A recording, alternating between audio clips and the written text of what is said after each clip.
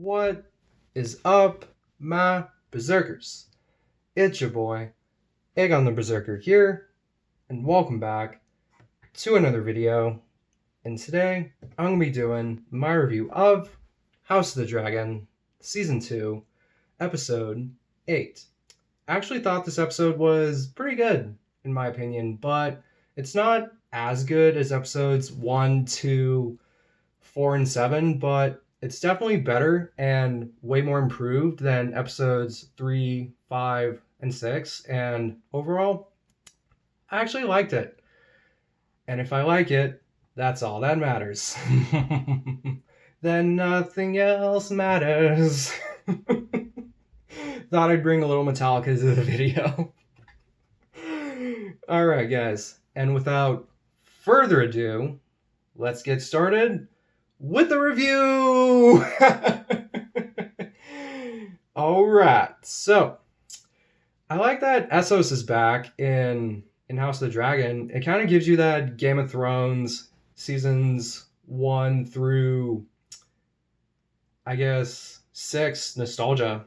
I guess it gives you that nostalgia. And I like that they bring the actual description of the Tyroshi and them having either blue or green hair or any like wild color hair. And seeing one of the Tyroshi have that blue hair, that was definitely awesome. And it also brings that book nostalgia to the show.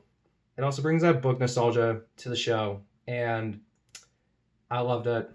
I loved it. And seeing Tywin Lannister at Essos and him trying to persuade the people of Essos to join Team Green. And what was funny about it was Tywin Lannister thought he was challenging a guy captain, but it turns out it was a woman captain, and that was kind of funny. And also that mud wrestling part.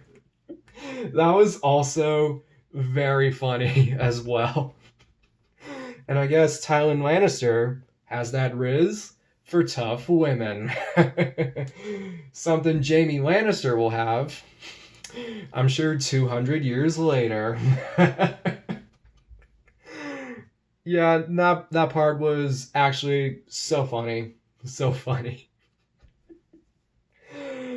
Okay, back on topic. I'm glad that we got an end to the Harrenhal plot, and Alice Rivers giving Daemon those visions. And spoilers for those that haven't read the book. I know I haven't read the Fire and Blood book, but Rhaenyra does become queen, but for a certain amount of time before she ultimately gets burned by a dragon. And yeah, and I'm also glad we got to see the Night King, which he doesn't look like the Night King at all. And that stare looks like, I don't know, a sleep paralysis demon. And when I saw Daenerys as part of Daemon's vision, I was so hyped. I was so hyped. I was so hyped that we got to see a Daenerys cameo again, which was so awesome. And that's what makes episode 8 really interesting. And also the part where Rhaenyra eventually comes to Harrenhal because Simon Strong thought there was going to be a coup led by Daemon against Rhaenyra, but I'm glad that Daemon didn't lead the coup, and in the end, like, did it for Rhaenyra, kind of like how he and the Velaryons like attacked the crab feeders army, and instead of Daemon just keeping the crab feeders crown, like, eventually gave that to Viserys. And yeah, and I think during one of my reviews or in one of my live streams, I've predicted that a while ago that Daemon was doing that for Rhaenyra like he did for Viserys. Well, I'm glad that prediction came true. And yeah, that was also a really good part in the episode as well. And I'm liking the argument between Ulf and Jace, because Jace feels like there's competition to the Iron Throne, because, well, Ulf, Hugh, and Adam are kind of all Targaryen bastards, and Jace was also a Targaryen bastard, but yeah, I'm eventually on Jace's side in that argument because Ulf looks like he's kind of full of himself, and we also see that during the dinner scene when he's asking for like more wine and more of that chicken, which makes him full of himself. Makes him full of himself. And I don't like Ulf at all. And I hope he dies in season 3. Damn, that was morbid. That was so morbid. Oh my gosh. The part I didn't like was Allison coming to Dragonstone and having that discussion with Rhaenyra, but what made it interesting was Rhaenyra saying, "Yeah, it's too late. Too late, bitch. This is war." And just like what King Egbert said in Vikings, I think it's season 3 where he says this, that this is a time for war. This is a time for hate. And Rhaenyra's like, "Nope, too late. We're not gonna have peace. We're not gonna have peace. We were discussing peace before. You didn't take it. So I'm gonna do the same thing to you. Too late."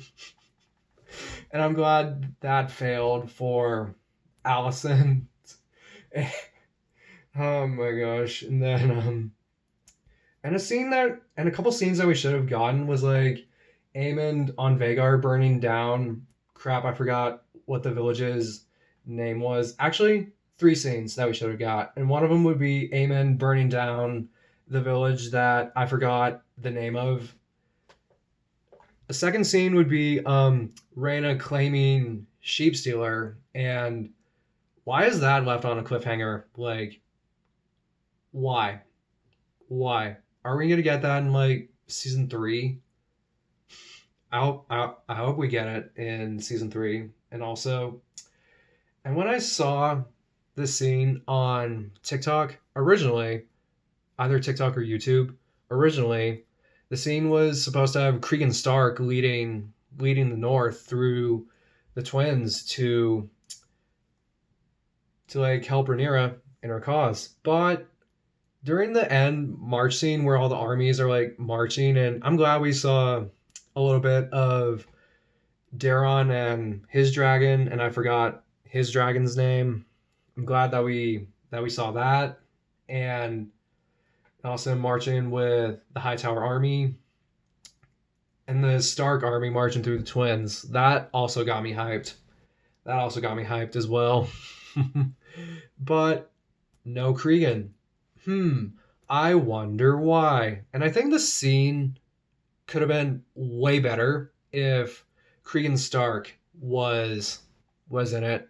If Cregan was in it. And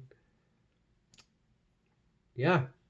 All right. So, thank you all so much for watching. Subscribe if you're either new here or if you're into Game of Thrones, House of the Dragon, and A Song of Ice and Fire content. I also do other content outside of that as well.